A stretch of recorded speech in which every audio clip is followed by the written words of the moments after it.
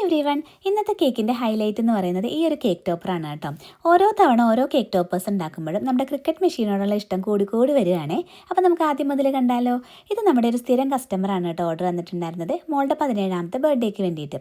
അപ്പോൾ എനിക്ക് ഓൾറെഡി ഒരു റെഫറൻസ് പിക്ക് അയച്ചു തന്നിട്ടുണ്ടായിരുന്നു. അതൊരു പിങ്ക് കളർ ബോ കേക്ക് ആയിരുന്നു കേട്ടോ.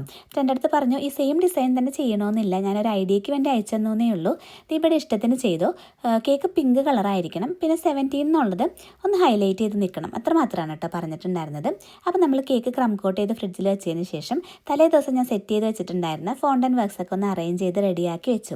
അതിൻ്റെ ഇടയ്ക്ക് ഞാൻ പിങ്ക് കളറിൽ ഒരു ഫൈനൽ കോട്ട് കൊടുത്തിട്ടുണ്ടായിരുന്നേ, അത് വീഡിയോ എടുക്കാൻ വിട്ടുപോയി കേട്ടോ. നമ്മുടെ ബോ ട്രാൻസ്ഫർ ചെയ്ത് വെച്ചപ്പോൾ അതിൻ്റെ നടുവിൽ നമ്മൾ ഡിസൈൻ ചെയ്ത് വെച്ചിട്ടുണ്ടായിരുന്ന സാധനം വിട്ടുപോകുന്നു കേട്ടോ. പിന്നെ അത് ക്രീം വെച്ച് ഞാൻ അഡ്ജസ്റ്റ് ചെയ്തു. നല്ലപോലെ ടെൻഷനായിരുന്നു, എന്നാലും അത് വെച്ച് കൊടുത്ത് സെറ്റാക്കാൻ പറ്റി കേട്ടോ. നമ്മുടെ മെഷീനിൽ കേക്ക് ടോപ്പർ മാത്രമല്ല, ഈ നല്ല ഭംഗിയുള്ള ബട്ടർഫ്ലൈസും അതിൽ നിന്നാണ് കേട്ടോ കട്ട് ചെയ്തെടുത്തിട്ടുണ്ടായിരുന്നത്. അപ്പോൾ ഇതാണ് നമ്മുടെ കേക്കിൻ്റെ ഫൈനൽ ലുക്ക് വന്നിട്ടുള്ളത്. അപ്പോൾ അത്രയേ ഉള്ളൂ. Bye for now.